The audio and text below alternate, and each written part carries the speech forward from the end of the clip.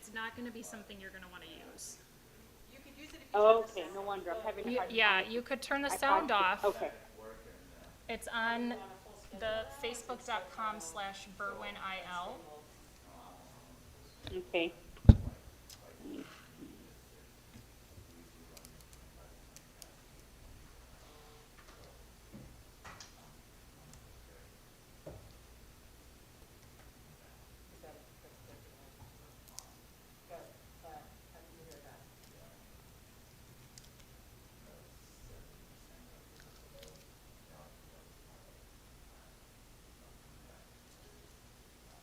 I've seen a list, ongoing list of restaurants that have closed indefinitely.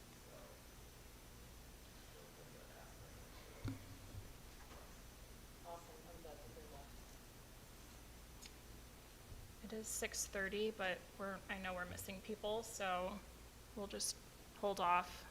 I know that the video is now running, but let's give people some time. Just, whenever Yep. you're ready, press the button and the light will turn green and then you know your mic is on.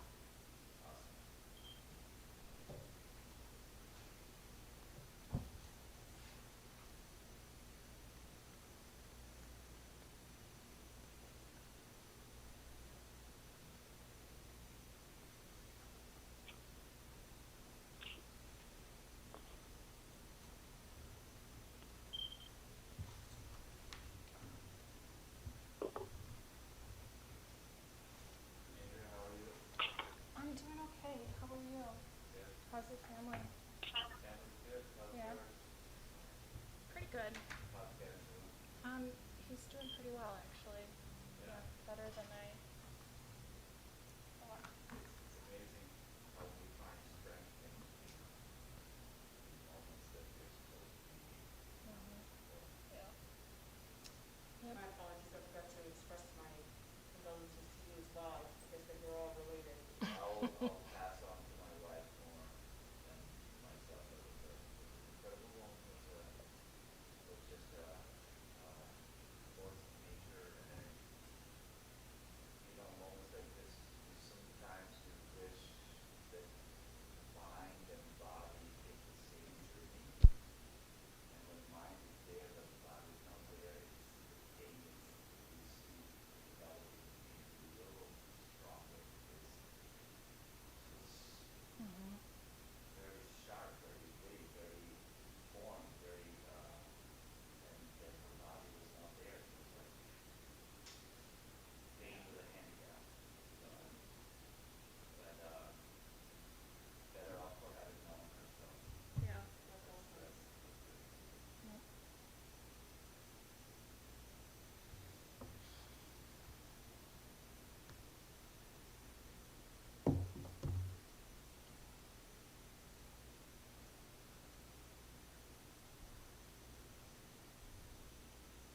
Surprised Reverend Green hasn't called in yet.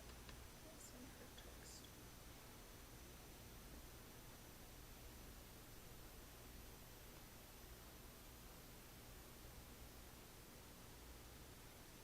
Oh, maybe that's her. Hi. Are you Amanda? I am. Oh, hi Amanda. Do you want to come up and use a microphone so everybody will be able to hear you? I know you want to stay as far away from people as possible. We can actually move the microphone as well if you want. Okay. Welcome. If you wanted to sit up there, you could with the microphone. Why don't you not? Okay. Wherever you're comfortable. Thank you for coming. We're just waiting for a couple others.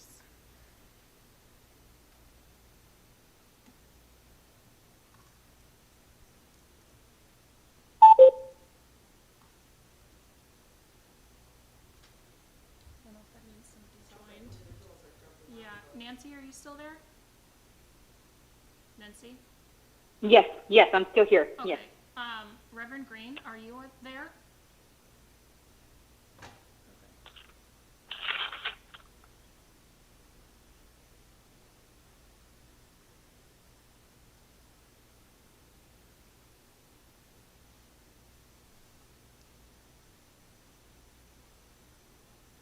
Maybe we wait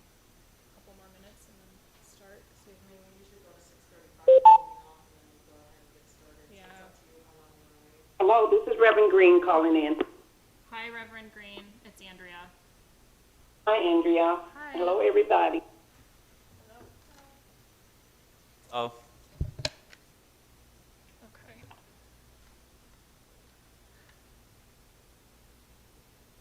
Right. I think we can go ahead and get started then, since Amanda, I know we're waiting for a couple others that might be coming from your committee, but since we have other stuff first.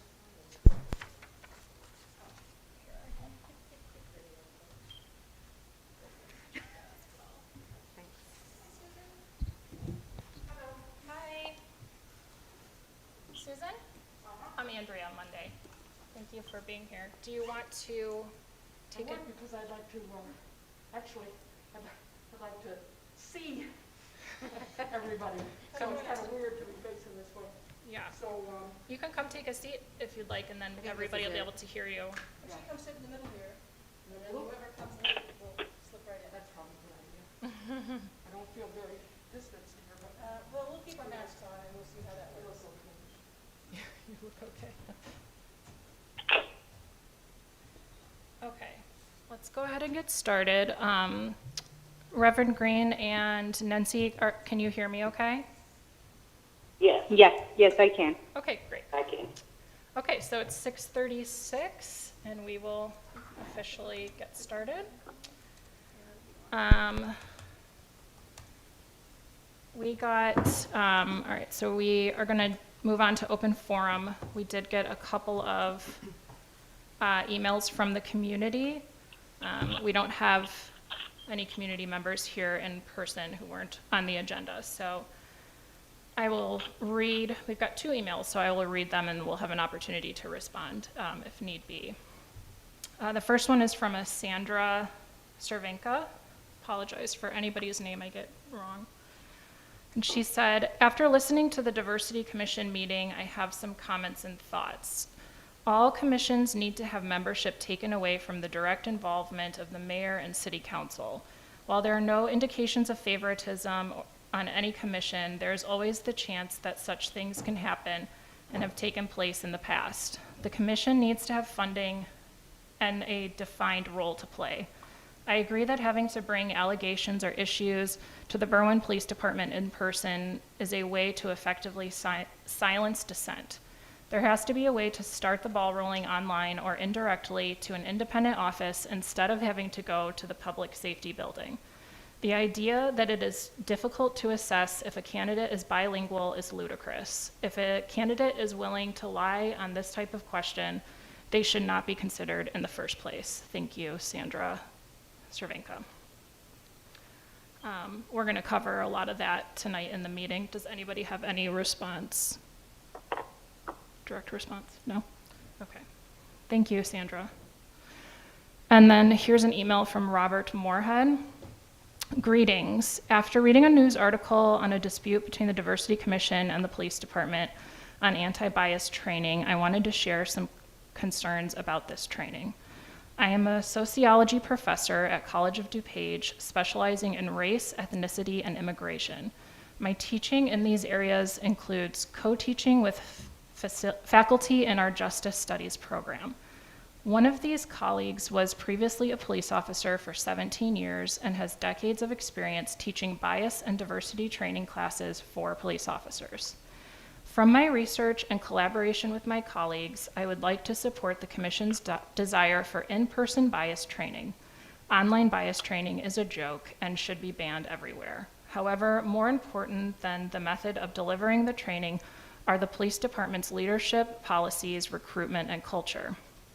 The Diversity Commission needs to work with the general public in reimagining what they would like their public safety agency to be, and then to hire the right public safety director to move in that direction. Policing culture is deeply embedded. Changing it will call for a committed and bold administrator who will build a culture that places an emphasis on hiring respectable people. Once hired, those employees will be led and trained to be the trustworthy public servants they had been employed to be. The leadership style, policies, training, promotions, recruitment, and transparency will all be key to providing the community with the police they deserve. Having the police department insist on inadequate training like online bias training is a symptom of underlying problems. The problems are leadership and philosophy, followed by policies and procedures. Training and education fall behind the aforementioned. Thank you for your attention. Sincerely, Robert Moorhead. Thank you, Robert. Does anybody have a response? Okay. Okay, so we will close then the open forum at 6:40 and move on to our next agenda item, which is discussing our next steps concerning our work with the Berwyn Police Department. Andrea, can I Yeah. please make a suggestion? Yeah. That, could we do an intro since we have new attendees here with us today? Sure, yeah, that would be great. Like everybody, or? Yeah. Okay. Jesus, do you want to start? Hello, everybody. You're gonna have to speak way into your microphone. Yep. Hello, everybody. My name is Jesus O. Ramirez. I've been a Berwyn resident since 1993. I grew up on the south side of Chicago. I was born here in the United States. I speak 3 languages, Espanol, Italiano, and I'm proud to be part of this diversity commission representing all cultures, all religions, all people, all genders. I'm here voluntarily. Don't have any affiliation to any political party. And I'm here, like I said, voluntarily as a father and as a resident. Thank you very much. Thank you, Jesus. I'm Susan Greenberg. You can actually pull the mic close to you. It's wireless. Yep. And is your green Oh, light look, on? It's cord-free. Yep. It is. Okay, great. Yeah. Thank you. I'm Susan Greenberg. I'm a member of the Community Relations Commission and have been for quite a few years, maybe 6, a couple of commissioners worth, and or directors. I'm really happy that stuff is being addressed like this. I was unaware of the Diversity Commission. I don't know if you're a city commission or if you're an ad hoc neighborhood group. I really am unfamiliar with the Diversity Commission, so I'm very happy to find out more. I was originally a founding member of Bungalow, Berwyn United Neighborhood Gay and Lesbian Organization 28 years ago, which pretty much started the ball rolling on diversity in Berwyn and setting up rules and regulations to make Berwyn a more diverse community. Awesome. Thank you, Susan. Hi, I'm Janine Reardon. I'm the 3rd Ward Alderman. I'm also the chair of the Human Relations Aldermanic Committee, which hasn't had a deep description. It's Human Relations and Housing is the umbrella title, and I'm here in that capacity. Thank you, Janine. Hi, I'm Amanda Venditti. I am the chair of the Berwyn Community Relations Department. I have lived here for almost 6 years and have been the chair for 5.5. So I'm happy to be here. Thanks, Amanda. Alderman Ruiz, City Council Liaison for Diversity Commission. Hi, my name is Dridden Sara. I was born and raised in Albania, South Europe. Spent my late teens, early 20s in London, England. Lived for 12 years in Brooklyn, New York, and 4 years in Berwyn, Illinois. Original member of the Diversity Commission.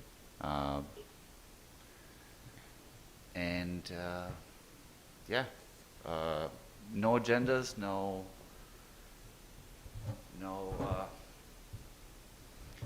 just trying to make the community better and a better neighborhood for everybody to live in. So, that's all. Thank you, Jordan. Reverend Green, do you want to introduce yourself? Yes, my name is Reverend Green. I lived in the Berwyn area for a little over 17 years. I've been on the commission ever since it started. I've been excited about being able to reach out to the African American community when as needed in order to educate the residents here about our commission and what it is that our plans for the future here in Berwyn. Thank you, Reverend. Nancy, do you want to introduce yourself? Sure. Hi, this is Nancy Rodriguez. I am also from Berwyn. I've been in Berwyn for about 15 years or so, and I've been in the commission as well as the Reverend Green since the beginning, and looking forward to continue to work together and make this town a welcoming town and safe place to live. Thank you, Nancy. And I'm Andrea Monday. I've been in Berwyn for 6 years.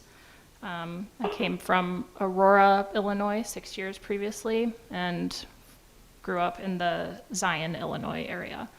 I'm the chair of the Diversity Commission, and that's pretty much it. I'd like to get into everything else. Okay, thank you, everybody. Thank you, Alicia, for suggesting that. Okay, so we'll go on to agenda item 2, which is discussing our next steps concerning our work with the Berwyn Police Department. How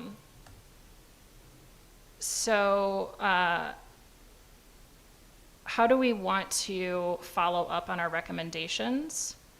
Last week we talked about requesting a written response to each one of our recommendation points. I would like to vote on that today, but would like to include some other things in that letter to Chief Simaglia, which include the June 1st incident that I think we've all reviewed the video of now, and the 8 Can't Wait initiative. Does anybody have any comments about those 3 things before I continue to make recommendations? This is Reverend Green. I was able to look at the video. I didn't finish it. It was, something happened here at home. I had to kind of stop, but I will finish it today. And I have to admit there's some questionable things in the video that I have questions about. Regarding the 8 Can't Wait initiative, I'm not quite sure how much of this is being done here in Berwyn. Mm-hmm. And I think that's something that I would like to see addressed with our police department, to see how close we are to this and what do we need to do if we're not fully implementing it. And is this something that Berwyn is interested, police department is interested in implementing here in Berwyn? Mm-hmm.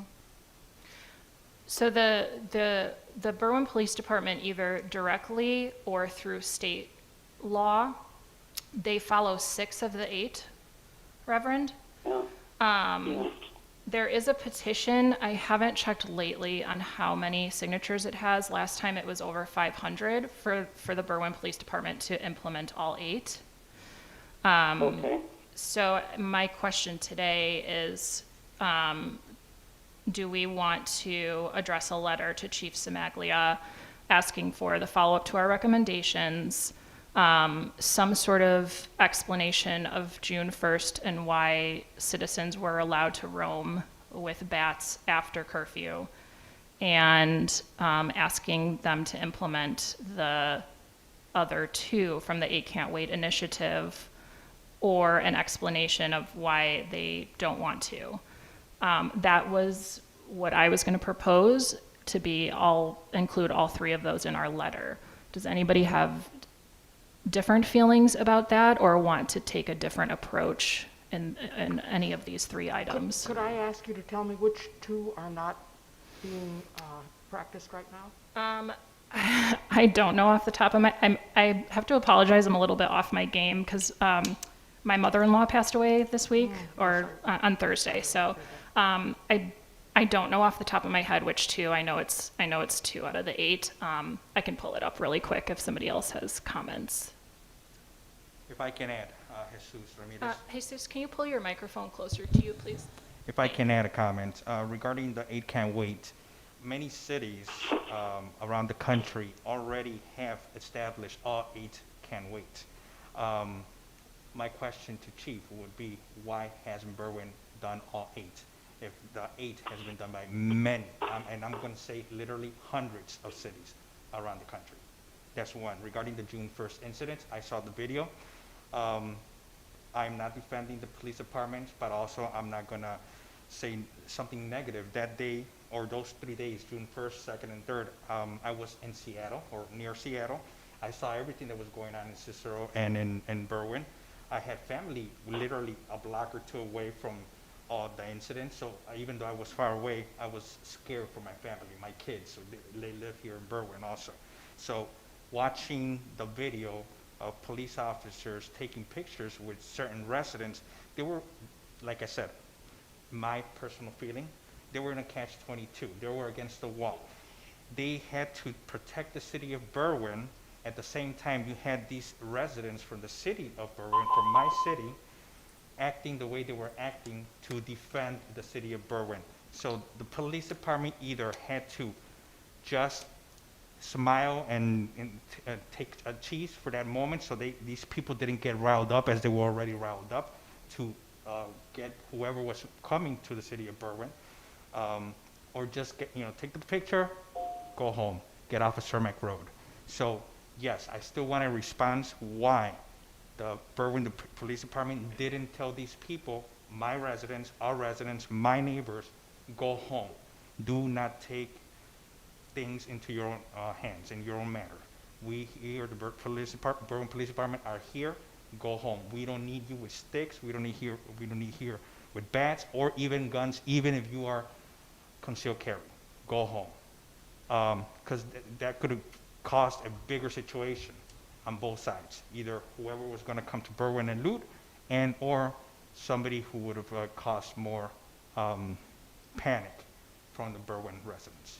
So yes, I still want a response from Berwyn City Police Department. Hopefully this doesn't occur in the future, but knowing how our country's going and is, if it should happen, I don't want Berwyn residents taking arms and going into the streets. That's why we have a Berwyn Police Department. Thank you, Jesus. Now, I'd like to comment on the portion of the video that I did see. And my position is this. I believe in peaceful protesting. I totally believe in it. I believe there's times where people need to protest peacefully. I do not support rioting in any case. But I had never, I've been here a long time, 77 years, I've never seen the situation that I was seeing here in Berwyn about all those residents with the sticks and things like that. It kind of made me kind of wonder exactly what's really going on, because I don't want any property damaged here in Berwyn, but I don't know if that was the proper way to handle what was happening in lieu of what had happened, why the people were all up in the air, and there were people in Berwyn, I'm sure, that wanted to have a peaceful protest about police brutalizing people and murder, and there's a lot going on all over, and I can't see why we can't have peaceful protests here in Berwyn without the rioting and things like that. But what I saw was what happened in the neighborhood with the residents. I'm an African American grandmother here, and been here so long, I've never thought I would see anything quite like that. So without even completely seeing the whole video, I was pretty much disturbed to see, not the residents being out. I don't even know why the residents wasn't peaceful protesting themselves. So, but with the bats and the sticks and the police right there, not saying anything about you shouldn't be having anything like this. I don't know. I didn't see anyone that was protesting coming through with bats and sticks. I didn't get to see that part. So if that happened, I don't know. But I didn't see people protesting, coming through the protest with bats and sticks and things like that. So I don't, kind of confusing to me. Thank you, Reverend. So I would like to see something in our letter to the police department to explain to us, is this Berwyn's practice? Because I've been here all this time and I've never seen, I've seen parades and things like that, but I've never seen a protest handled quite like that before. Okay, so is everybody comfortable at this point in time just asking for an explanation? I mean, in reality, there were people out past curfew when the city had set a curfew, and we can see in the video that it took the police department quite a while to send them home. Are we just, at this point in time, we just want to ask for an explanation of that and their reasoning? Is that? My question would be to the police department, should something like this hopefully never ever happen again, how is the police department going to handle the Berwyn residents? Yeah, they're going to handle the people who are going to come into the town, hopefully not to do any looting, but that's a different matter. How are residents going to be handled themselves? Because it's not only about them not carrying weapons, but also not being harmed. They could either been harmed by the people coming or by the Berwyn Police Department themselves, should have pulled the gun out. Okay. And then on the 8 can't wait, I'm sorry, Reverend, did you have another comment? No, I was just saying, Okay. So it looks like there's nothing mentioned in, Can I just sorry. make Go a ahead, comment on that? On the June 1st incident, it's really important to take a bigger picture of what's going on in the country, or what was going on in the country at the time. And in situations like that, the dynamics change very fast. The police are in a situation where trying to de-escalate and send people home, that curfew is in effect, and trying to make that call. I think the question to the police department should be a breakdown of the leadership on the ground at that day and how that decision making went down. And again, you have to put it in perspective of everything that was going on in the country, all around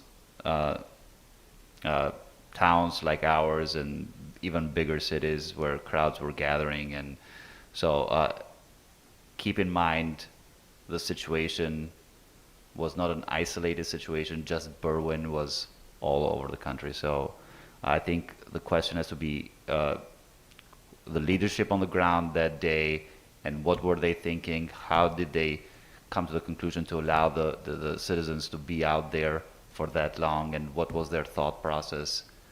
And I mean, those are the questions that need to be asked, and they need to answer those, and maybe then we can make our judgment and see if that was right or wrong, or what could have been done differently. But you got to keep that in mind too.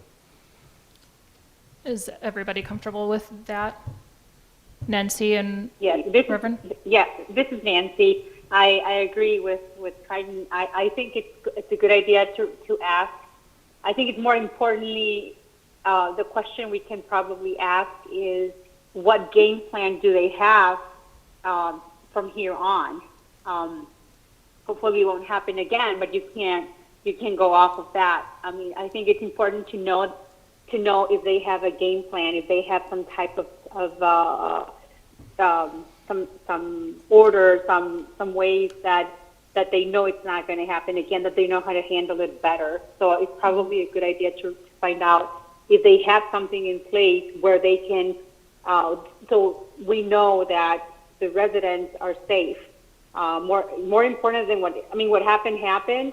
However, I think it's important to know if, based on that, the police department does have something in place to know how to handle those situations in the future if they happen again.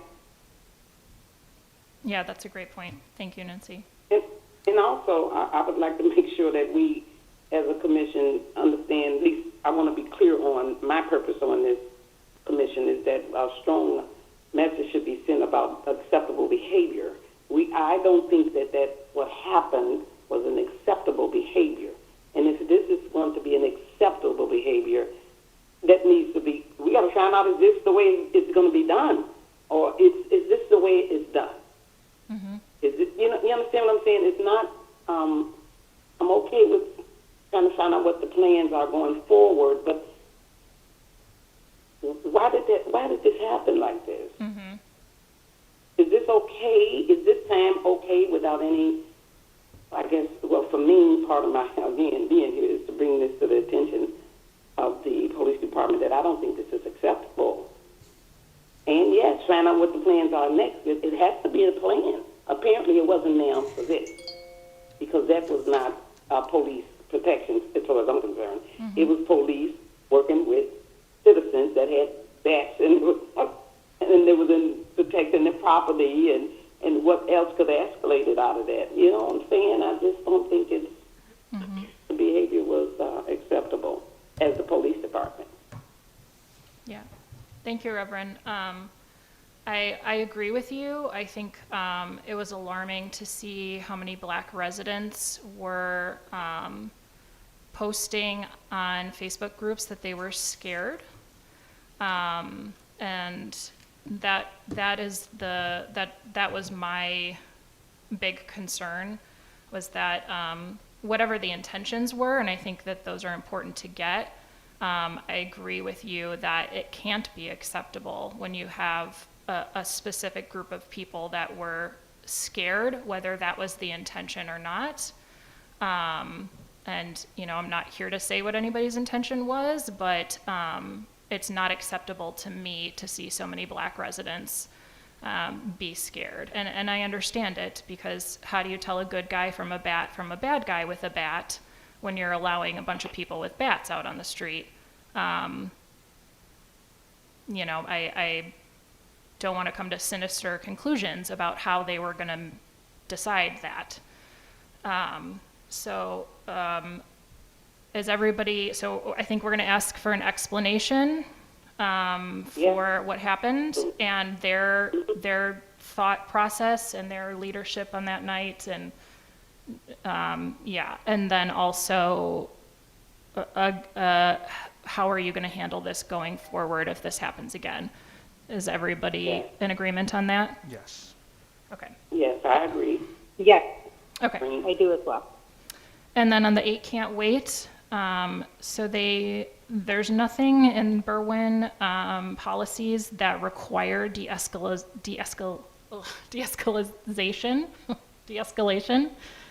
And that was one. And then they don't require warning before shooting. They generally, in policy as a guideline for any use of force, it says, quote, prior to and continually during use of force, an officer should give a verbal warning and directions when it is feasible to do so. So there is no specific requirement to warn before shooting. And then I know that they haven't banned shooting into a moving vehicle. There's no requirement of a use of force continuum. They rely on the reasonable and effective standard, which is reasonable and effective is a specific thing in policing. And then no, like I said, no requirement to not shooting into moving vehicles. Do they ban the choking, the chokehold? I Yes. see it on here. The state of Illinois bans hang on, let me make sure yes. Yeah, there's a ban on chokeholds. There's a ban on and, chokeholds by the state of Illinois, and Berwyn follows that Illinois statute. Yeah. So, I mean, my concern is that we're here to represent the citizens. It's not, obviously not all about the residents of Berwyn. It's not all about our opinions. So we do have a petition with over 500 signatures that all 8 of these be implemented. Do we want to include it in our letter to ask that all 8 of these are implemented, or ask for an explanation why they don't want to implement one? How do we want to go forward with this particular issue? Not only ask for them to be implemented, but a due date to be implemented by, because we cannot just leave it open for them to say, yeah, we're going to implement it. It could be 2025 by the time they implement it. No, we need a due date by when. And if they don't want to implement it, what is the reason why not? Absolutely. I totally agree with that. Okay. Now that we know what's not being implemented, that's what we need. I think it would be best to focus on. Okay. Okay, so if everybody's comfortable, I'd like to take a vote on, or actually, I'd like to motion to write a letter to Chief Semaglia from the Diversity Commission addressing these 3 issues. I do think that we should ask for a response by a certain date. Does anybody have a strong feeling about how long? There is a lot here, so we want to give them enough time to reasonably respond. Does anybody have any suggestions about a reasonable response time? Well, so, Can you? yeah, so, on the 8 Can't Wait initiative, the things that they are not following, I think, a lot of paperwork might be involved with that. I don't know how that process goes down, but I think we're voting on a date to get a response to our letter. okay, but then the to separate but then issue. for them implementing that and following the 8 Can't Wait initiative, to respond, I feel like the June 1st incident, it's to address the issue is more pressing than 8 Can't Wait, even though 8 Can't Wait needs to be implemented and needs to be addressed and needs to be explained to us and the public why the other 2 are not being followed.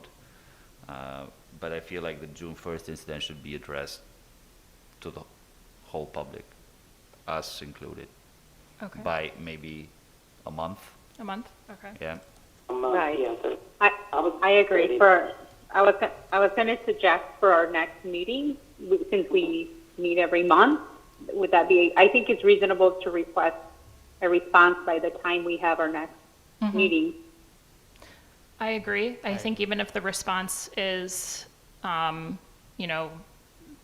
telling us how long it would take to implement 8 Can't Wait, I think we're just asking to put a date on, please get back to us about these things with whatever you have to say. I think I feel a month is reasonable as well. It is not only that, but with the June 1st, that's something that they already had a few weeks to think about what happened that night. They themselves know about the video. They themselves know about whatever pictures were taken. So they probably should have a response today. But 30 days of our next meeting, I think that should be more than ample time for them to explain to the city of Berwyn, not to us, the commission, but to the city of Berwyn residents, why did they allow Berwyn residents with bats and guns and sticks to patrol Cermak Road. Okay. Andrea, Yeah, it's Reverend Green. Will we be sending the video from June 1st along with the letter? we absolutely can. All right. I think with the ISD, the heart has a tendency to believe. So I think the video, so there won't be any question about June 1st. Okay. What we talking about? Yep, absolutely. Okay, so Andrea, I've got a couple yeah. Suggestions. So with the follow-up on the recommendations, I know that we had a long list, and I'd like to recommend that those be prioritized on which ones are absolutely not up for negotiation, potentially. And I know that sounds very rigid, but I think that, we had this discussion at our last meeting about some of our recommendations and how we felt that those were really vital for the community. I also would like to include, so if we could prioritize those and maybe provide the list again of our recommendations or the report that we resubmit it, and just kind of highlight those recommendations on which one we want some clear indications of which ones will be adhered or at least compromised with us and which ones will not, and what is the reasoning for that, that they can't comply. I know they have a lot of different regulations statewide and with their bargaining contracts and so on and so forth, but that information's a little unclear for us. So I'd like some clarification when we get a reply as to why not. Yes. What is the reasoning behind it? Yes. And if it's a budgetary reason, then so be it. Please indicate it's a budgetary reason. Also for the 8 Can Wait, I'd like to see what I'm not a specialist in that, but I'd like to see what the Illinois regulates the police department from the 8 can wait, what is Illinois regulating them, and the proof that they're complying with that? Where is it in their procedures or their policies that they're complying with it, and so that there's a clear picture of where they're covered, so that it's clear that they are compliant or not compliant. Because for myself, I don't know how clear that is, but I'd like for them to point that out. Okay. Let them point that out, and Yeah. then let us be able to see that. And if they're not adhering to it, or why not? Is it because of what particular reason is preventing them from being able to comply with the total 8 can wait? If that makes any sense. I'd like for them to paint those pictures, and Yeah. so that it's clear to see. Yeah. And then as far as June 1st, I agree with Jertin. I mean, that was a very reactive situation for the entire nation. And even though there may or may not have been procedures in place, it goes along with just having strong leadership and being able to implement on the drop of a hat how to de-escalate situations. Just like the city of Berwyn did when they barricaded certain areas, and that was immediate reaction to a situation that doesn't happen daily. But I'd like for them to really answer all the questions that you have all recommended here. But I also feel that because that was a reactive situation, and because maybe whatever they didn't follow or did follow procedures, I still felt like somewhere in between the day that hell kind of broke loose and things started to balance, there was about a week there, I still felt like there should have been some strong message, some strong information from our police department on how they were ensuring security and safety for the entire city. I think if that had came out, many of our residents would have felt a different way, or at least felt a little less anxious about it, because I was anxious about it, but I'm sure we all had different levels of dealing with it and different levels of anxiety. But if I had seen something out there that I could have read that may have given me just a little bit of comfort, I think that could have went a long way. And I think because there wasn't any of that, it just kind of left the mind open to a lot of assumption and a lot of unknown uncertainty. And unknown uncertainty is just not a good place to be. So I would just like to recommend that some of that be included in your letter. Okay. Just to really be able to paint the picture very clear, not only to the DC commission, but also to the residents of Berwyn. Yeah. Thank you. That's great points. Okay. Okay, so I will make a motion to send a letter to Chief Simaglia to asking for a follow-up on our recommendations with prioritized recommendations and another copy of the report and recommendations.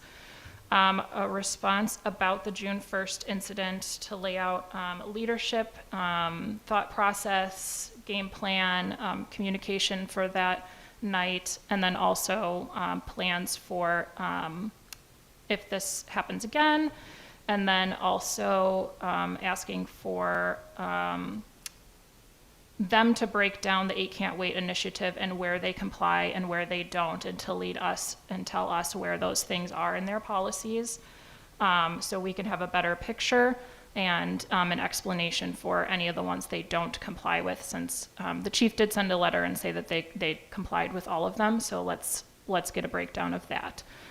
So I'll make a motion to write that letter. If somebody can second it. I second that. Okay, seconded by Jesus. And then everyone in favor, say aye. Aye. Aye. Any nays? Okay. Okay, so then we will move on to point 3 unless there's anything else. And I apologize to our guests. I thought our first part would go quicker than our second part, or I would have put your part first, but so thank you for your patience. It never works out the way you hope. Yeah, okay. Okay, so we're moving on to an open discussion with the members of the Berwyn Human Relations Committee and the Berwyn Community Relations Commission. And our goal here is we are still defining our purpose and our goals and our objectives. And it was brought to my attention that we may have some overlap with your guys' commissions or committees. So what I want to do is get a much better idea of your respective commission/committee, what your goals and objectives are, what you do, and how we can make sure that we're not overlapping or stepping on toes, and that we're working collaboratively where that's possible. Janine, do you want to start? Actually, Or Amanda's Amanda? commission has been the longest standing. Okay. And I think, and that has been standing since 1994 in some capacity or another, so I did not lead it in 1994, to be completely clear. fair enough. I won't tell you how old I was then. Yes, so what we do at the Community Relations Committee is our job is pretty much to make sure that there's no discrimination in housing, is actually what our actual statute is, or guidelines, I guess, under Berwyn statute. So what we do, and what we've kind of ended up becoming, is we handle a lot of neighbor disputes. Sometimes it does have, and most of the time, it does have a racial undertone, so it's supposed to be so that there's no discrimination against race, sex, gender, anything like that. So it originally was for landlords, that sort of thing. We don't have that as much anymore, so it has become more along the lines of disputes with neighbors. Susan has been a member longer than I have, by a few years. But I know from her in the previous, from past cases that we had, we did have one gentleman who was upset with the city for lack of diversity in hiring. And at the time, there was no one else to handle that case, so that came to us as well. Okay. How often do you all meet, and how often do you actually get something before you for review? We will say not very often. We were meeting. Alderman Ruiz asked you. Oh, Sorry. I'm so sorry. No. I was getting ready to speak. It was the but- voice. I thought you were just agreeing with me, It was like, the yes, voice of good an question. alderman, but I do agree. I'm sorry. interested in that too. answer I as thought well. she was like, Yeah, I was like, okay. You can't see lips move. I can't see lips. That's Sorry. sorry. So we don't meet often. We're supposed to meet about once a month. We really just meet when we have something, since we're all kind of a volunteer group that most of us have full-time jobs as well. So if normally how we get stuff is either through aldermen, or I think once through the mayor's office, and the other times that we have the most is through the police department. So how many times have you met in the last 3 years? Oh, I'd say 15, probably 20. In the last 3 years or 6 years? Yeah, 3. 3. Well, Or I guess last the year. vote started in 2017 for Alderman Ruiz. Yeah, I and would say Yeah. probably, I would say 15 to So 20. 5 times a year Yeah, Due to- or more. due to complaints. To complaints, or we'll get together to see if there's been any developments or we've heard of anything that maybe we can help with. Like if we felt like we haven't heard anything in a while, we'll kind of meet just to kind of feel it out. Do you have access, the minutes to those meetings? Could you just share them with us? Alicia and I are on the Aldermanic Committee, and so it would be really helpful for us to Yeah. know. Yeah, I would have to email them to you. Is that fine? That's. Because I did not bring That's them. preferred. Thank you. And sorry, I stand corrected, Andrea, if you could correct the minutes. I'm also part of the Housing, the Human Relations Yes. Committee Oh, okay. Yep. that Janine chairs. Right. Yep. I would like to add something to our, what we do. When Joe, I can't remember his last name, Joe Keating? Was Joe Keating the director before you, Amanda? Do you remember? I'm not sure. I mean, never do you met know him. who it was? Yeah, that was before you moved to the city. Anyway, what at one point, what was kind of brought to our attention is that we are the people that try and prevent this from becoming a police report escalating into a legal battle. Yes. So we try and intervene, talk to the neighbors, try and help them work it out between themselves.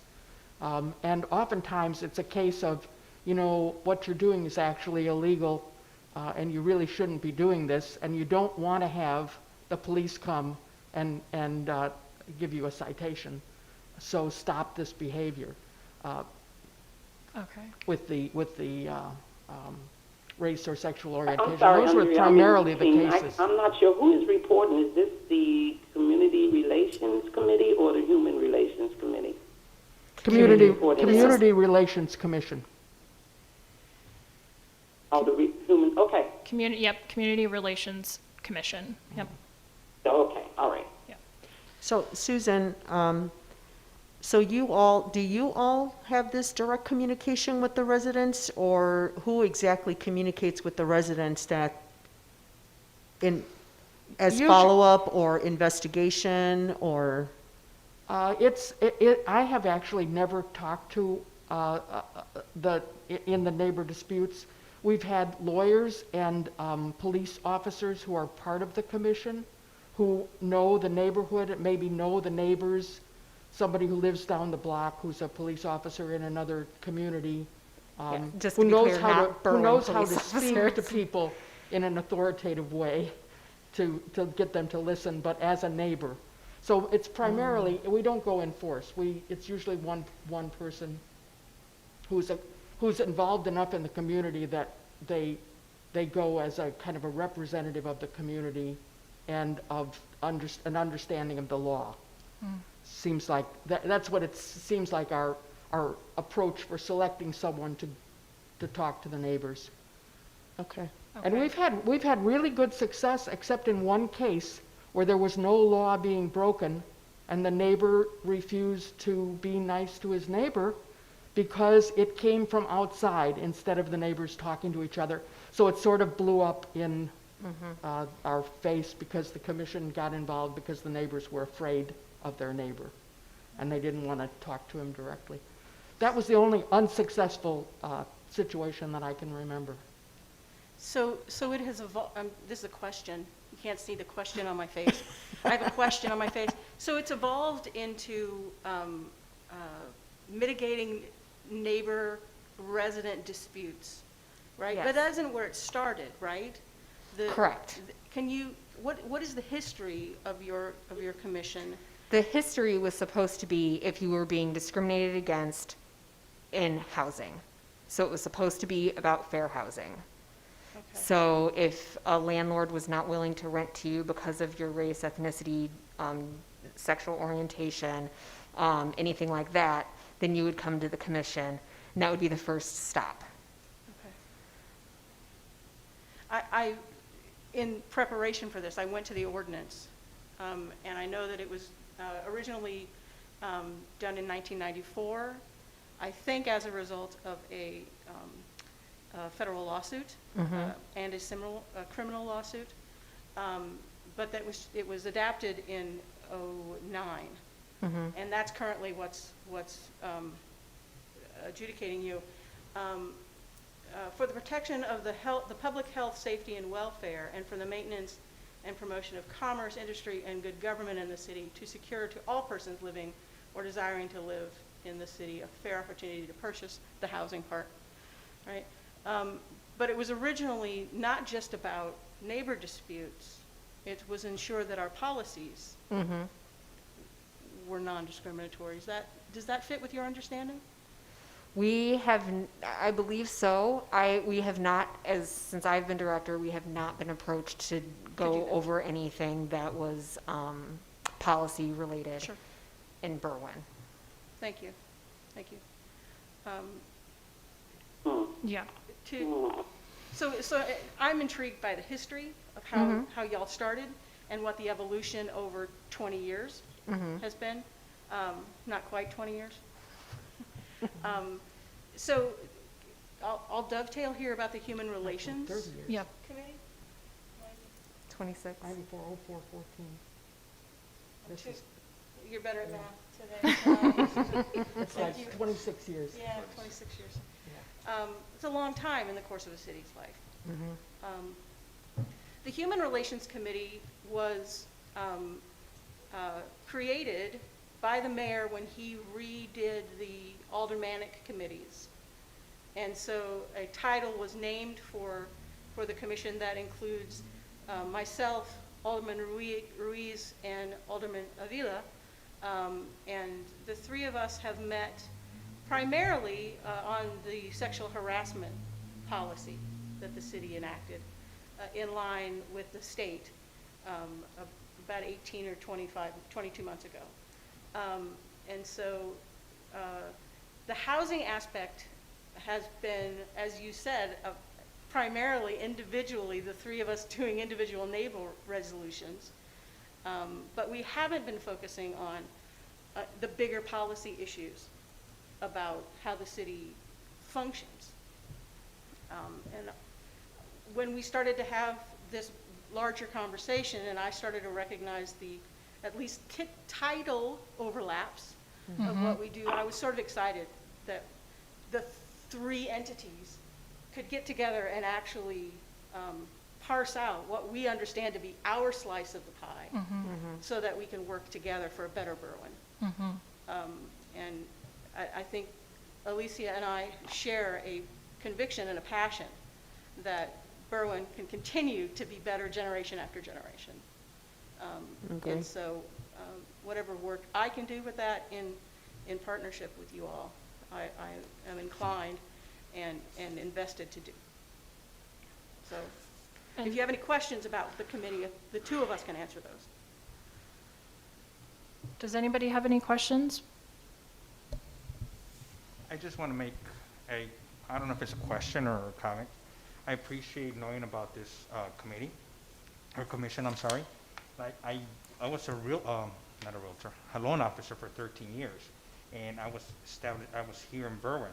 I never knew of you guys. Now, I'm not trying to minimize the commission at all. I'm not trying to disrespect. My question is, me being in real estate for so many years, living in Berwyn since 1993, and not knowing about this very purposeful commission that many can probably benefit, even though there's an act since 1968 that was enacted, but many do not take advantages of what is within the city. How can you better promote yourself to many residents who are going through these issues with landlords or neighbors, so they know about it? Because like I said, I had no idea you existed. And with that, I don't mean that in any disrespectful way. No, I'm actually a real estate attorney. So we've asked to have, we are on the website. So you can contact us if you look it up. There are things about neighbor disputes and contacting the Berwyn Community Relations Commission. We have asked to have it updated so that it is a little bit easier to find us. That just has not happened. Also, our name doesn't say No. what we do. Correct. Yeah. So there's no way, if you're being discriminated against, Yeah. you Where would you never would think guess about it it. from the name of our And commission. I mean, then this is community confusion as well, and that's why we're all here, is because people are asking, well, how are you different than, asking me and us, how are you different than the community, or the Community Relations Commission, or the Human Relations? And I'm like, that's a really good question. So yeah, that's why we're here, is because unfortunately the website doesn't define things well enough to just pull it off of the website. And we want to make sure that our objectives and our purpose are not overlapping something that's already being done, or a mission that another committee is already on. From what I'm hearing, our work won't overlap with yours. It'll be more, hopefully we can work with you. And it sounds like most of the issues that you get, you said, are coming from aldermen, from the Berwyn Police Department, or from the city. And I guess my question is, do you want residents coming directly to you? Oh, yes, we have had one or two, but I would say the vast majority come, if it's the police department's like, this is not something that's illegal. They just either, they feel like they need to be listened to, or maybe there is something that you can do. We'll step in. Sometimes people contact the mayor's office because they don't know who to contact, and then that comes to us as well. Same way with aldermen. I've had a few aldermen reach out to me because a constituent has reached out to them, and they were instructed by the mayor's office to send them to us, or the police department to send them to us. Okay. And you guys are all volunteers as well? Yes. Okay, so I'm just thinking about opening up that, hey, if you have a dispute with your neighbor, to 55,000 people. Right. Well, right. Like- Do you have a budget, though? Yes. Well, what do you mean? I've seen in the past that money has gone toward your commission. So- Are you employed by the city? Yes. You're I part-time, get a very very, part-time? very, very, very small. So there's for one- doing- You're not a so you're volunteer, employed. you're Correct, paid. yes. The director, she's the director of the Yes. commission, Okay. and she is Gotcha. Yes. part-time paid. But the rest of the committee itself. Is voluntary. Is volunteer, the commission. Yes. I see, okay. And is And- there any funds that go to you for office? No. Okay. And then Janine, I guess from what you said, it sounds like you would like to work together with the Diversity Commission in whatever ways we can, I guess, can you define more what what your committee, how we can work with you and not, work in collaboration and Sure. and are we stomping on things that you've been working on and? I don't have any territorial issues. I think that all of us working together in whatever capacity toward our betterment is our business. My concerns have been about the volunteer, non-professional nature of your commission, because frankly, you have 8 aldermen who are stipended, non-experts in all of these issues. And so my desire would be that your commission have more professionally equipped individuals to consider these issues and bring that expertise forward either to the Human Relations Committee or to the council as a whole. And so that you're not as stumped and stymied as the average person around the plethora of details that could surround issues like this. So to read the community relations ordinance is a real thing, and there's things listed in that ordinance that y'all are supposed to be providing on a monthly basis, right? But if you're not meeting, how does that work? And I think that we've, over time, grown more lax about what's officially in the ordinance and what's actually happening on a day-to-day basis. But my hope would be, as the aldermen involved directly in these groups, these committees and commissions, that Alicia and I could provide some more structure toward that, but also hear what's going on in the community. And so I think the aspect of your commission being grounded in the community as residents is hugely important. But where is the ADA? Where's mental health? Who amongst you knows what those communities struggle with on a day-to-day basis? Focusing exclusively on race is what we're all doing contextually, nationwide. And yet I know from a long history that that's not the only ways in which people are discriminated against and are not included in city services. And so that would be my hope, that we could work together toward that, so that Berwyn doesn't just say we're as good as anybody around us. We can say we're better. we are working on a daily basis to be welcoming to every resident in the city. That's my commitment. Okay. That- Well, I would just add that there obviously is overlap here. And I would like to see it very clear where the, I don't want to use the word territories because it sounds so negative, but definitely the focuses of the commissions and what, their roles are and how they move forward with that. I personally, as an alderman for the last 3 years, as a realtor, as my profession, as a resident for 21 years, had no idea that that was the actual function or role of the Community Relations Commission. But of course, that's from neglect of my own as well, by not going on the website, by not searching.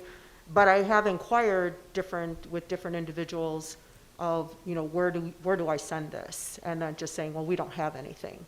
So there's no actual clear boundaries or clear actions to follow with certain, obviously, matters that need attention. And I think that needs to be very defined and very cleared moving forward so that residents can go somewhere and look up something and say, Yes. this is who I contact, this is how I contact, this is what I can expect, because I don't believe it's any one person's role or responsibility to inform 57,000 residents on how to do and where to go. So I think that needs to be where we start, is like define the different areas of focus and how does that roll out moving forward. I think as far as, backgrounds and professions, I don't want to put any category or label on a volunteer in a commission unless it's going to be applicable to all. Because then if we're solely putting the DC in a certain category that no one else applies to, depending on their function and what they do, I think that we need to be consistent, because one, it is a volunteer position. And I think that when we say you need certain criteria, it's like, okay, I only have so much time to give. So typically people that are in professional positions are very spread thin and have very little time to get. So will we get the commitment? I'm not trying to water down the importance of the Diversity Commission, but I also think that first we need to define exactly what that role is going to be moving forward before we start to label and say that they have to have certain professions, certain backgrounds, certain work experience. I think that, yes, to some degree, we do need some different experiences at the table, like we have always recommended, and it's in our policies for all our commissions. Like even when I was on the zoning commission, you had to have a realtor background or an architectural background or a real estate attorney background. So I think that once that's defined, we can definitely say that there's different backgrounds that we would like at the table during conversations. So the question I would have to you, Alicia, I do think that we have to have that conversation, and I think that probably should reside in city council, that city council should discuss what the makeup of individual commissions are. But the zoning commission has people in building. And I think that's the only one that I've seen that has defined. And so we wouldn't be, if we were to ask that this commission have specific requirements, we wouldn't be the only one, right? But seeing that we have never really, I don't want to say never really, but seeing that there has been a long time that has passed Sure. since all the commissions have been reviewed, Sure. maybe it's time to look at them. Here's my worry, that we will get bogged down in the elephant of all commissions, when really our focus should be right here and right now about the work that the three entities that we're talking about are doing.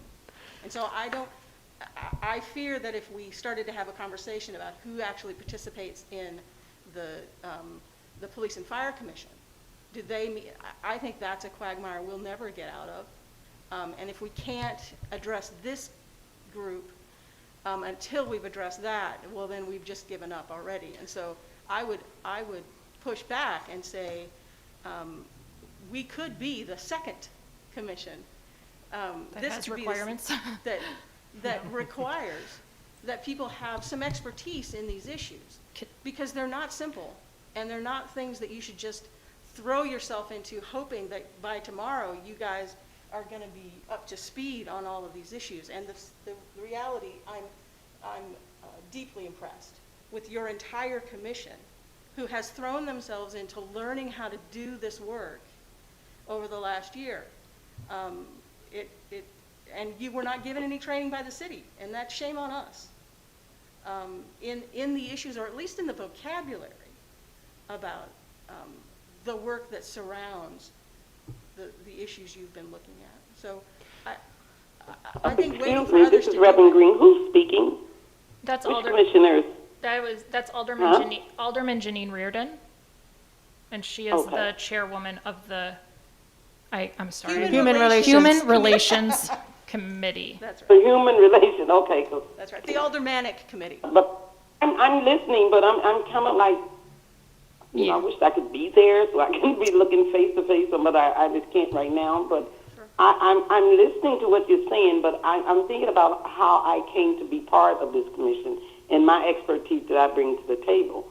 And I just don't see where everybody sitting at the table, as far as I'm concerned, has enough expertise to be on this commission. And from going forward, if there's anything that, any trainings that anyone around the table that need and really need to do further what it is that they're doing, I think that can always be helpful.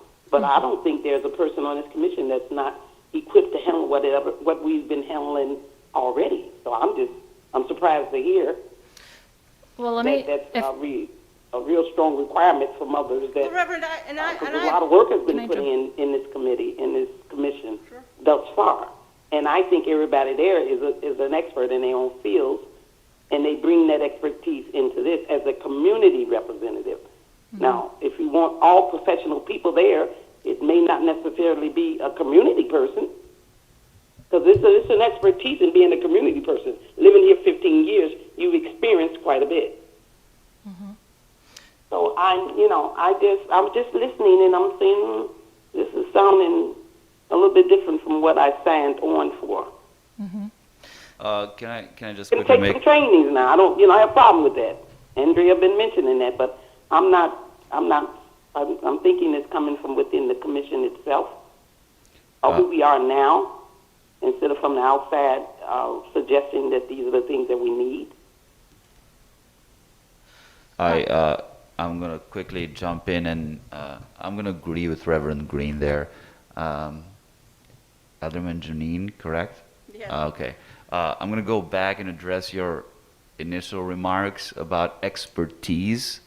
I totally agree. I was brought in as a member of the community to address certain issues, and you use some really big words initially, really big words. Typically, people that have exchanges with our police department do not use those big words that you use. So, for that aspect, I would say that in a way or another, I might be a little more in touch with that community out there, and that perspective should be appreciated, rather than just throw specialists and Sure. people with qualifications and so on and so forth. That's what I signed up for. Thank you. Can I just, Trenton is your name, yes? Dritton. I'm sorry. Dritton, D-R-I-T-A-N. Sounds Thank like Britain with a D. Dritton. Thank you so much. I misheard Absolutely. it before, No, and so it's all I good, appreciate it. all good. So please let me say this clearly. I deeply appreciate the work that you as community members bring to the table. I deeply do. And I think the experience you have as residents in this city is terribly important, and your life experience outside of this city that you bring to the table. But when confronted with certain aspects of statistics, were you all ready for that? Was that an instantaneous understanding about what all of that was? I mean, or is that part of your education? You know, okay, so trying to read a chart in today's day and age is not that difficult anymore, because our lives are a chart. So, and putting numbers together was not that difficult. You could paint a picture and you could fill in the blanks.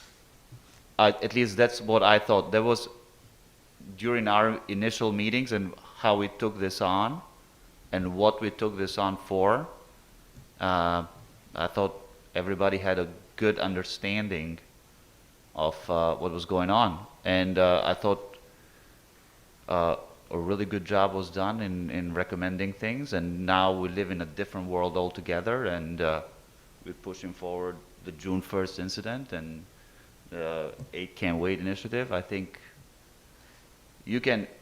I'm really happy to step back and bring a professional in, if that's what you. Can I jump in here? Yeah, Just of okay. course. I just want to come back to what we're actually talking about when we talk about expertise and professionals and all of this.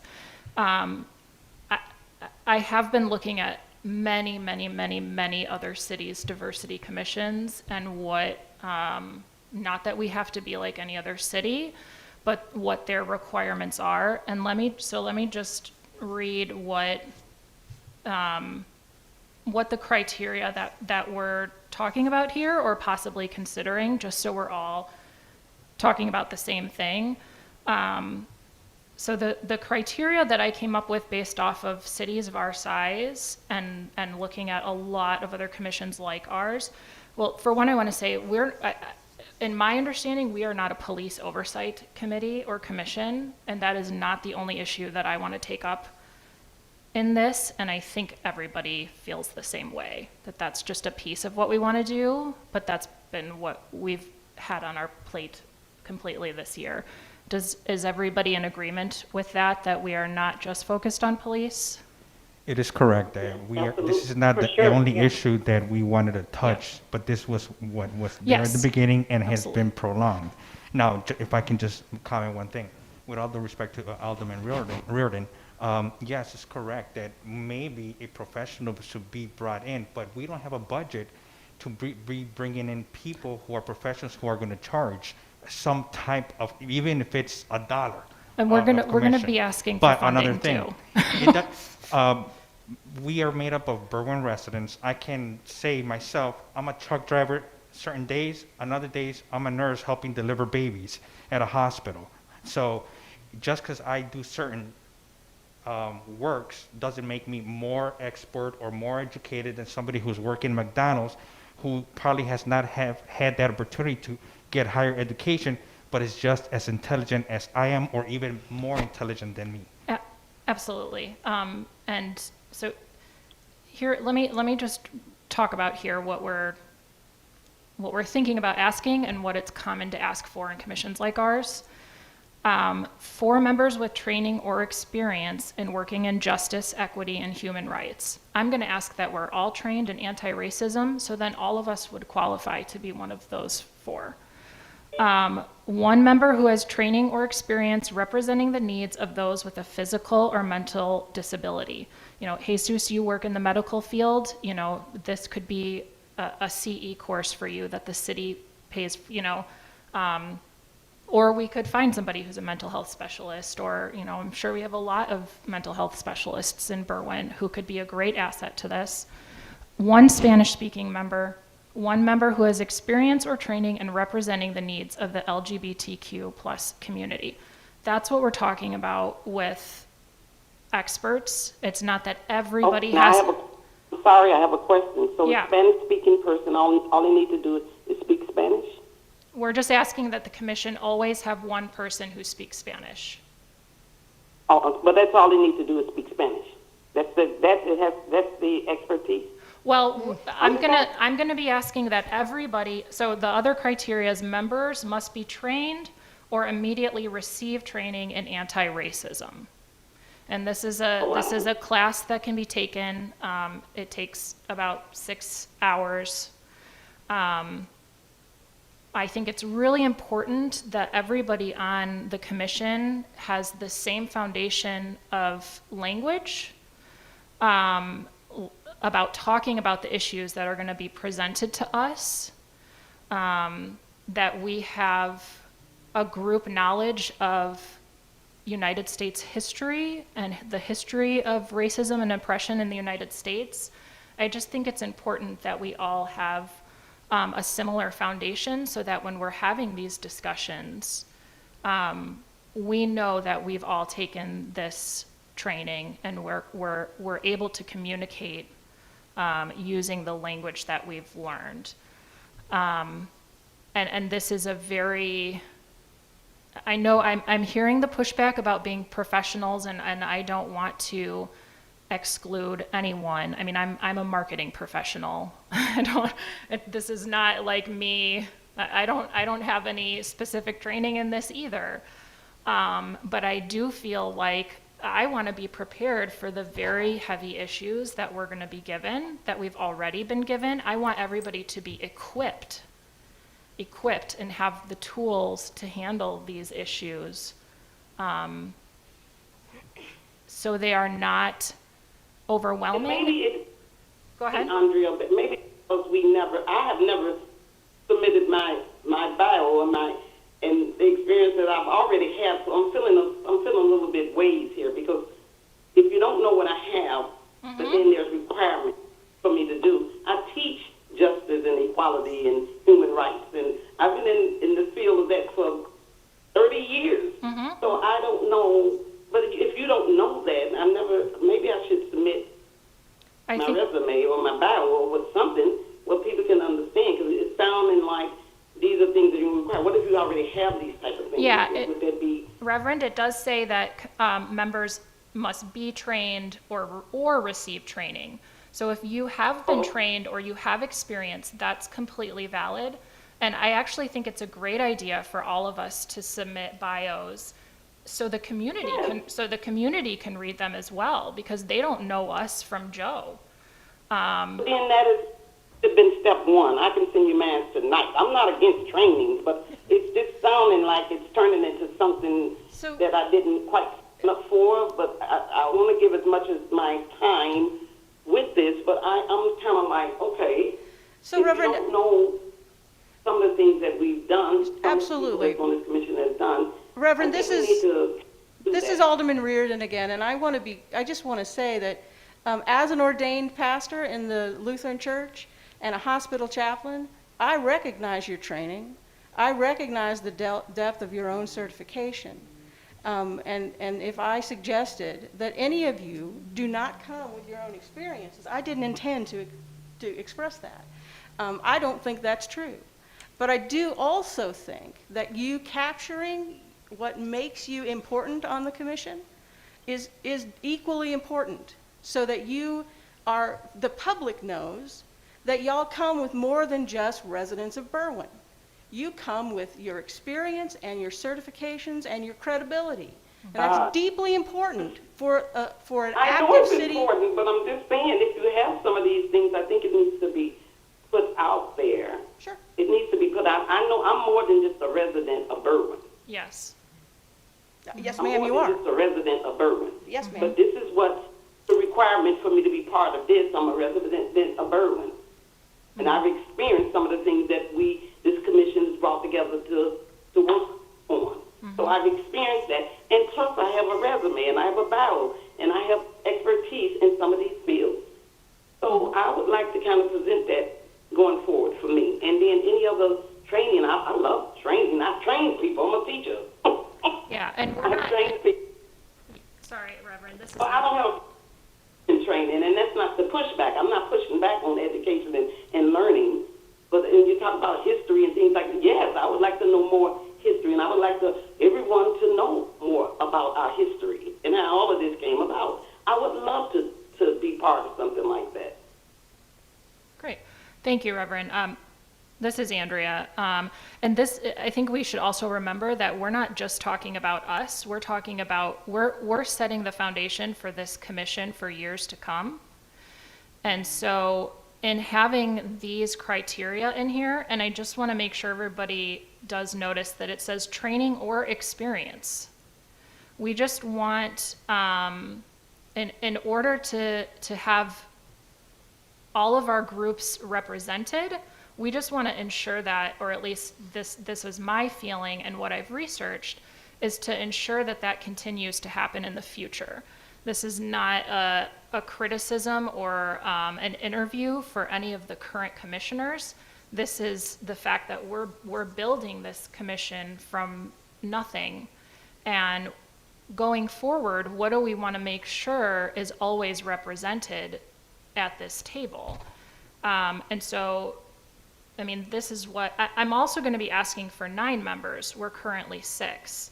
And 9, I feel like 9 members gives us more of an opportunity to have different voices and different experiences and trainings, and gives us more support to do work beyond. I mean, you can see how our work with the police has consumed an entire year of us. So if there are 9 of us, you know, perhaps we can be bringing other things to the table and addressing other things. But yes, I don't, this is not a critique of any of us. This is, we are laying this foundation for the future. And what do we want to make sure is represented at this table? And I firmly believe in training. Reverend, it sounds like you have been trained, and that is wonderful. I had not been trained. I took the training and I learned a ton. So somebody, you know, Reverend, you may not need it or have to take it because you've been trained, but as a person who came into this without training and then took it after the fact, I believe strongly that it would be beneficial for anybody who hasn't had this type of training to take it in order to be better educated while sitting at this table and representing a huge variety of people in our community. That's my aim here. And I agree with you. Okay. I don't disagree with that at all. Know that I do not disagree with that. Totally disagree. I agree. So is there any other criteria, I guess, is everybody looking at the Diversity Commission mission? I want to let our guests know that if you guys would like to take off while we discuss I guess we're in item 4 now, our mission terms and objectives, that feel free to do so. You're also very welcome to stay. But if everybody can have this in front of them. Do you have any extra copies? Yes, I do have extra copies.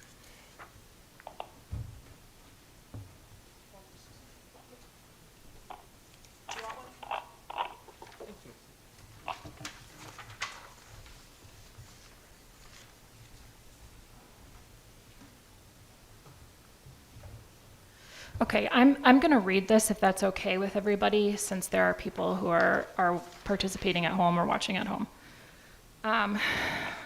And this is not anything final. This is a place for us to all start from. So please, you know, we want your thoughts and edits and notes and all of that, but let's have somewhere to start from. Andrew, can I suggest for time's sake, because we're getting close to our end time, maybe we could all allow her to read through it first and then ask our questions after she's done, just so we can make our way through it. That would be great. I will try to read quickly. So our mission is to advise the City of Berwyn on issues of diversity and inclusion in a way that brings about positive change in policy, perceptions, procedures, and resources. Each member of our community deserves to feel safe, respected, represented, valued, and celebrated. Equality is not sameness, it is equivalent value. Responsibilities. The purpose of the Berwyn Diversity Commission is to serve as a resource to the City of Berwyn in providing information, education, communication, and necessary action to ensure that Berwyn is a safe, equitable, and accessible place for all residents. The Diversity Commission will advise the City Council on matters presented to us by residents, issues brought to us by City Council themselves, and any issues we identify that may be creating inequity, exclusion, or a lack of safety for our residents. We will provide recommendations for actionable change in policy, procedures, programs, and more. It is the responsibility of the Diversity Commission to ensure, to the best of their ability, that the people of our community and their vast amount of cultural, racial, religious, lifestyle, and gender differences are represented in our city's leadership, as well as these differences being celebrated, protected, and always considered in the city's decision-making processes. We will take on the serious and difficult issues of equity, such as access to affordable housing, access to youth programs, employment, healthcare, safety, education, and more. It is our goal to help Berwyn become and continue to be a leader in inclusion and the celebration of diversity. We will take necessary actions and hold necessary people and groups accountable to ensure each member of our community feels safe, respected, valued, and celebrated. Equality is not sameness, it is equivalent value. For our terms, members must be chosen by current commissioners and voted in by City Council. Residents may nominate a Berwyn resident, including themselves, and provide the Diversity Commission with any applicable documents and letters of recommendation. The terms would be 2-year terms. Criteria. Members must be a resident of Berwyn for at least 1 year. Members must not be employed by the City of Berwyn or related to any employee of the City of Berwyn. Commission will be comprised of 9 members, including 1 alderman. Members must be trained or immediately receive training in anti-racism. Must have 4 members with training or experience in working in justice, equity, and human rights. 1 member who has training and/or experience representing the needs of those with physical or mental disabilities. 1 Spanish-speaking member. 1 member who has experience and/or training representing the needs of the LGBTQ+ community. Then it says our meetings, our normal monthly meetings, second Monday of each month, held here. Agendas will be posted 48 hours prior to meeting. And then a list of our current members, and then our values. Truthfulness. All members of the Diversity Commission are dedicated to engaging and speaking truthfully with the community members and with elected city officials in order to maintain the integrity of our purpose. Empathy. We greatly value the ability to listen, relate, and share in the struggles, concerns, celebrations, and triumphs of our community, and will strive to keep empathy at the center of all of our work. Transparency. The Diversity Commission is committed to full transparency in our processes and will function in full compliance with the Illinois Open Meetings Act. Rigor. The Diversity Commission commits to doing our due diligence in all our processes, especially when faced with the delicate issues that arise from our quickly growing and diversifying community. Our suggestions to the City Council will not be made in light or without proper examination of each issue, and the complex pieces that may need to be reviewed before a conclusion is reached. Service. Our mission is to serve our community. We will work hard to provide positive changes to Berwyn through our actions, words, mindsets, and for some of our commissioners through prayer. And then for our 2020-2021 objectives, and this is where I really want discussion. Objective number 1 is continued work with the Berwyn Police Department and the Berwyn Police and Fire Commission. Discuss the next steps with regards to the recommendations made in our report released in December of 2019. Review Berwyn Police Department use of force documents from 2019.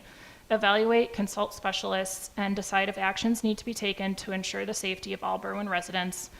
And review input from a community survey regarding questions that directly concern the Berwyn Police Department to decide future steps in making sure the Berwyn Police Department best serves our entire community. Number 2, a community survey. The Diversity Commission will create a community discovery survey in order to understand what the community actually needs of us that examines issues of accessibility, equity, and inclusion in our city. 3, each Diversity Commission member will become a liaison to an existing city organization and attend their meetings in order to update the rest of us on issues of equality and inclusion that may arise, and to relay any needs or opportunities for collaborating from existing groups. The groups that we would like to be represented at or have a representative at are a school district liaison, a park district liaison, a ward liaison, police and fire liaison, and City Hall and Berwyn Development Corporation liaison. And then number 4, review of Berwyn city offices. Okay, I'm not going to read all of those because that's a lot, but and then number 5, begin research in divides and or disparities between North and South Berwyn in equity and resources, equal event hosting opportunities, equal access and opportunity for social spaces, and equity in development opportunities. And then there's a long list of things with the review of Berwyn city offices, including hiring, training, those sorts of things. And this will be posted for the community once we finalize it, but this is just our first draft. So I think maybe if we take it piece by piece, does anybody have any input about the mission? I don't know if it's in the mission, where exactly it struck me. There's nothing in here about old people. I'm an old people. Old people? But I think we get way too much stuff, so maybe it doesn't need to be in here I can until make a it's note, though. reviewed in 10 or 20 years when we're beginning to be too many old people and we're getting shuffled to the side. But we get a ton of stuff as old people, but there is no ageism Ageism. addressed here. Okay, thank you, that's a good point. How about responsibilities? Does anybody, Nancy and Reverend Green, do you guys have this in front of you? That you're able to Yes. review it with us? Okay. I'm looking at it. Okay. Any do not. any questions, qualms, or comments about the responsibilities section? No? Okay. None for me. Okay, and then moving on to terms. I don't know if we'll get these. My hope is that we will have residents nominate people to be on this commission, and then we will select them, the current members. The ordinance that was delayed 2 weeks ago, it suggested that the mayor would choose who would sit on this commission. I would like to ask that we choose, and that the community can nominate people and write letters of recommendation. Does anybody have any issues with that means of getting new members, or any other ideas? At the end of the day, the council, the alderman, and the mayor are going to make that final decision who is in the commission. So for us as commissioners to nominate a fellow neighbor, a fellow resident, somebody that we think can be up to the job, and bring it to the attention of the alderman and the mayor, who are going to finalize who is going to end up in the next commission. Yes, I believe it should be us, the commissioners, who nominate. Obviously, we are not going to have a say-so. We might do our own letter of recommendation, why are we nominating this person? Not just because he might be my neighbor, my brother, my boss. Why are we, as a commissioner, nominating this person or bringing it to the attention of the alderman and the mayor? Mm-hmm. So I don't think the mayor should be nominating members of the committee, because obvious conflict of interest will be noticeable. So it should go through us, and then we can recommend and fellow neighbors, and then goes through the mayor's office or whoever. Yeah, city council, I mean, they voted on all of us. Ultimately, they have to vote on. But yeah, I would like to, and we have an email address now, so people can nominate people. And I mean, we are 6 people, and this is a community of 57,000 people. Roughly give or take. 57,000. There are people that we don't know. And I would like to allow community members to nominate somebody and send us, hey, this person would be great because of this and this and this. Here's my letter of recommendation. That's how I would like to recommend. We may not get that. We're not going to be the ones writing this ordinance, but Alicia has asked for at least our proposal for how this works.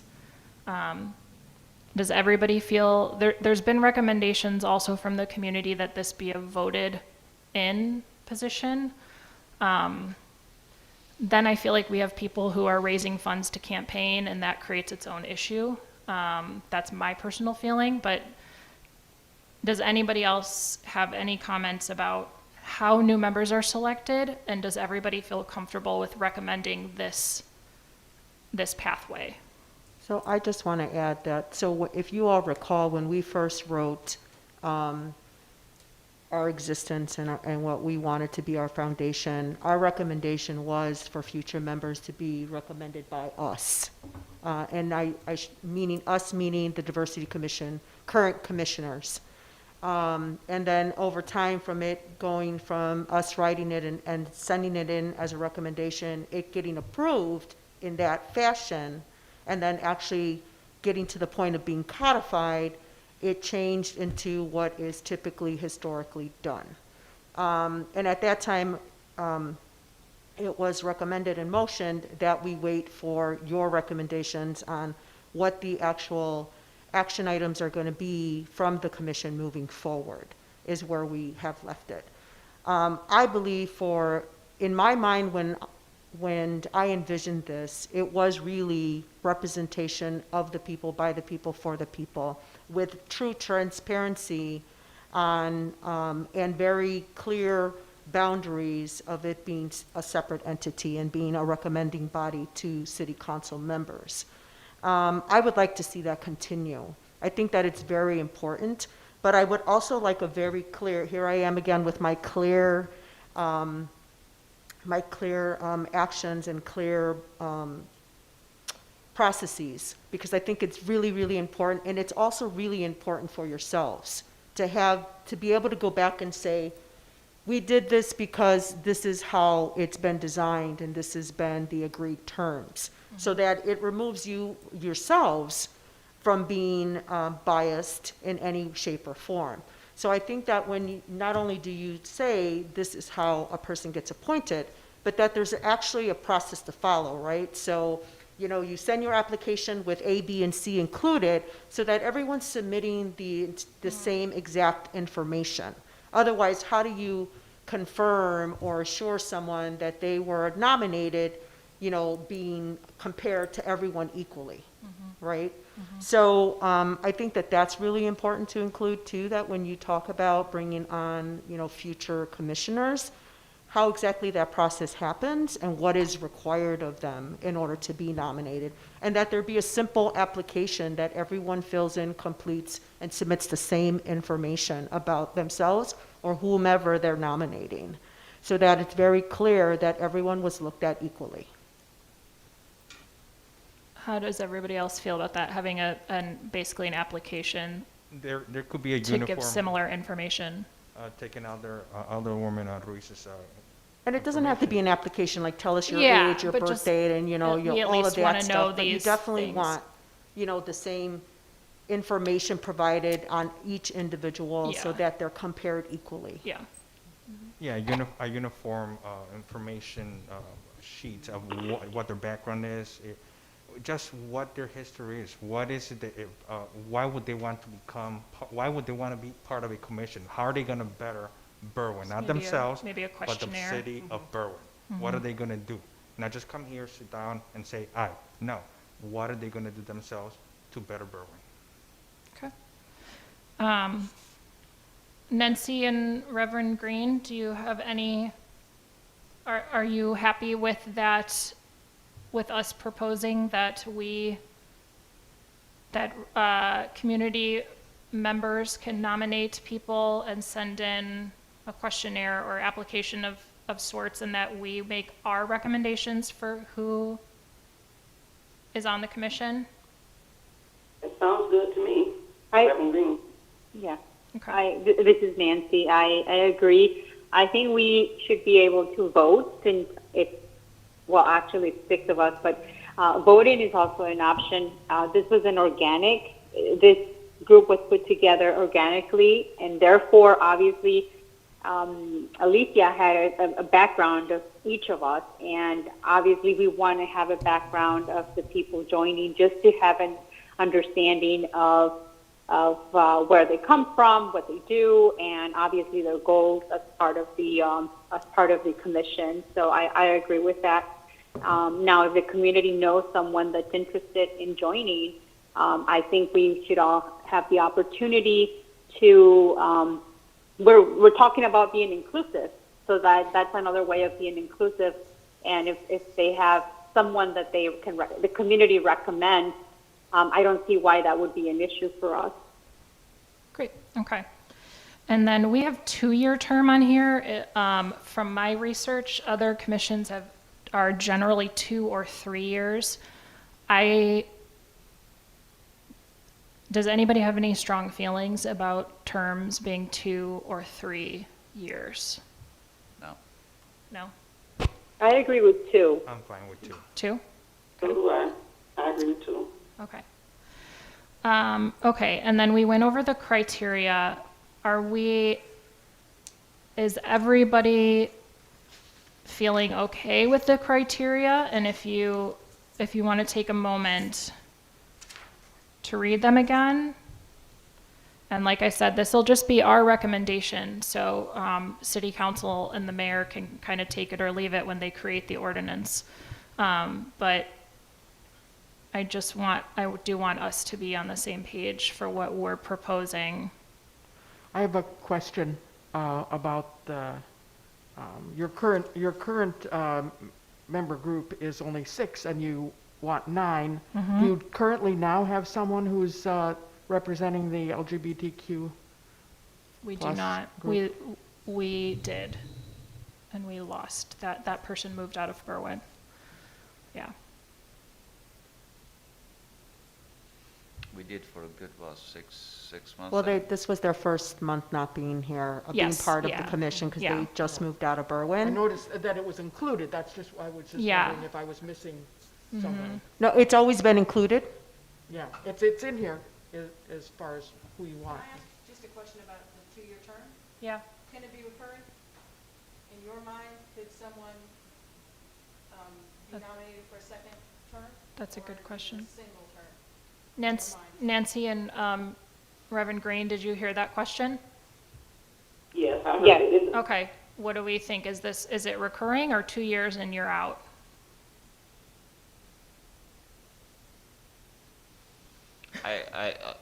Yeah. I don't know. No, I believe if the person, if they want to get nominated again and be part of it, I believe, you should give them the opportunity. Maybe have a cap of people that can stay, but I don't see a problem with that. If aldermen can be reelected, commissioners, whether it's our commission or any other commission, without stepping into their commissions, they should be able to have that opportunity to come again along for a ride for another 2 years. Now, if there's any negativity regarding that particular commission, well, the other members should be able to say, you know what, no, I think those 2 last years you did certain negative things. We don't want you in our commission. So,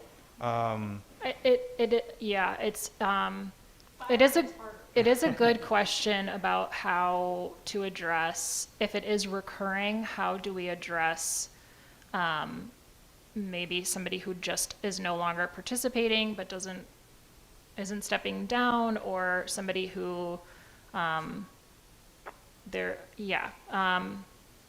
that's really tricky, because I think we all want voices at the table that are like, I don't want everybody to agree with me.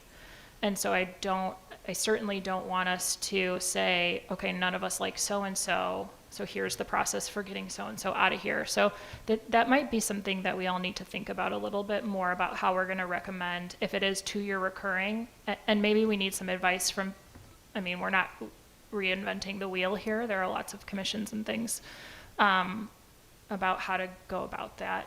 if there are recommendations to the aldermen regarding nominations, and they are the ones who are going to finalize who's going to be in the commission, there should be the opportunity for us as commissioners to also be able to provide to the aldermen why certain commissioners should not be part or reelected in 2 years. And then obviously they decide, okay, we have a nomination letter and we have a letter of something happened that during that process, and that alderman decides whether to vote yay or nay on that commissioner.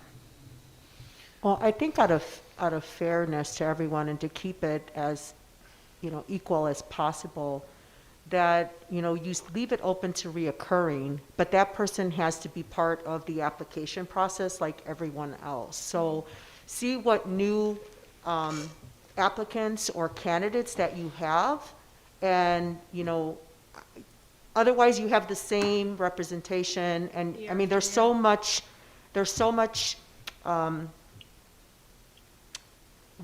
so many individuals to choose from out of 57,000 that you really want to keep the, you want to keep, what's the word that I'm looking for? You want to keep bringing new talents in and new ideas and new, you know, visions and perspectives, right? Otherwise, you start to grow stale, you start to get stagnant.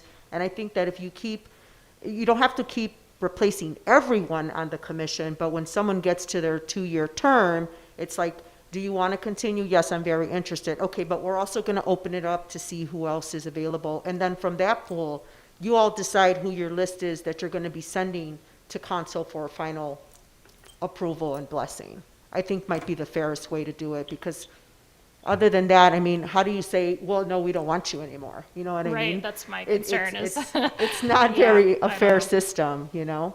But that's just something to consider. You might want to think of it that way. And so we have 10 minutes, I think, before our meeting is over and before our broadcast shuts off. I would just throw in, you can also do staggered terms. That's what I was going to suggest, because Staggered terms? otherwise, everybody expires at the same time. They start at year. I think you need to do that in Yeah. order to be able to do what Oh, I'm okay. suggesting. You need somewhat of a continuation of what you're trying to deal with, whatever issue you're Right. tackling at the time. If you're bringing 9 people, 9 fresh, Yeah. new faces, it will take at least, you're talking about 2 years, 24 meetings. You need at least 3 or 4 of them to just kind of get to know Catch each up. other before you even set an agenda. So, yeah. Okay. Well, If you think Good about it points. now, you're suggesting 9, and you need to Yes, mhm. replace 1. Yes. So that's already 4 members you need to bring in that will Yes. have a different term. Yeah. And just for the record, I just want to say all of our commissioners, current commission, thumbs up to all of them, okay? I had nothing negative on any of them. Thumbs up. Also, I think you need to consider if you're going to, what kind of criteria is required for attendance in order to have an official meeting? I know we Oh, run well, into we have that to, sometimes. we have to have a quorum by Yes, law. yeah, We have to yeah, have a quorum. Okay. Yeah. So then, if you get too many people, then the number, if the commissioners end up not coming to every meeting because of illness or whatever, schedule conflicts, then Yeah. you have trouble getting enough people at a meeting to Yeah. actually have an official meeting. That's Yeah. potentially a problem. That's a good point. I don't know if we're going to be able to get into these specific objectives tonight. And so maybe does everybody agree to tackle these specific objectives at our next meeting? Does that sound good? And it gives you all a little bit more time as well to consider if there are other things, or, I mean, I think, personally, I think it's fairly hefty, but if we are able to get 9, the other thing to really consider, and the thing that would be also different, is having each of us be a liaison to another group in Berwyn. I just feel like we need to be reaching out. I also believe that we should have a rotating chair or have no chair. So if we're, if Jesus is the liaison to the school district, then when we're dealing with something with the school district, then Jesus is acting chair. If Dritton was the ward liaison and we're dealing with something that specifically came up at a ward meeting, then Dritton is acting chair for that meeting. I think for a diversity commission, and I also think we should consider being a diversity and inclusion commission. I think to be equally represented is a good idea, but I want all of your input on that. I also know the too many cooks in the kitchen scenario that can get messy. So I would like your guys' thoughts on each of you having your own piece that you are then basically chairing.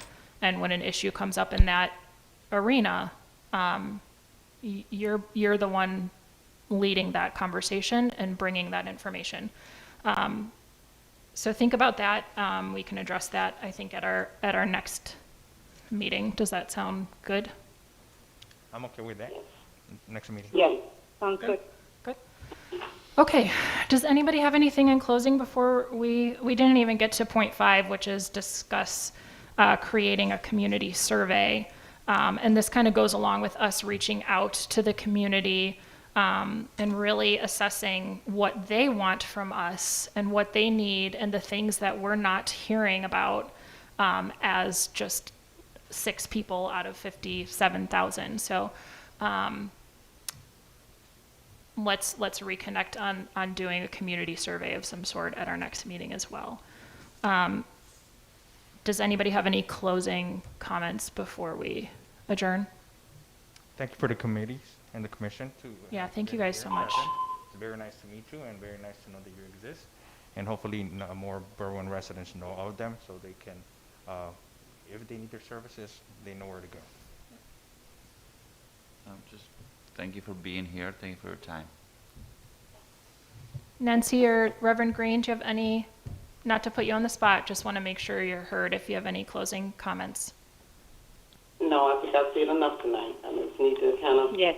go with this paperwork for a while. Great. Okay, so with that, I will motion to adjourn. Second that motion. Okay. Do we have to motion to adjourn?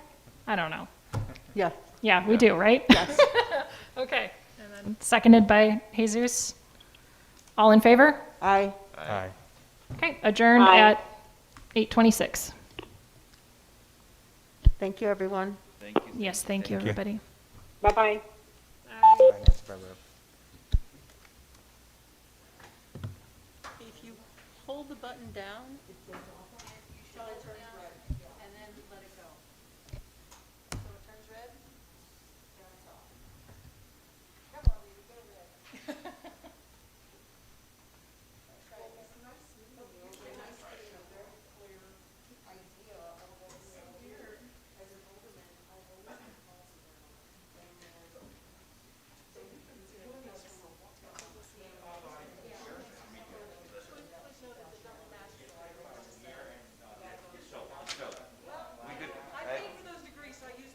You know what? I'm happy to just listen. This sound is very eloquent. So she doesn't handle that.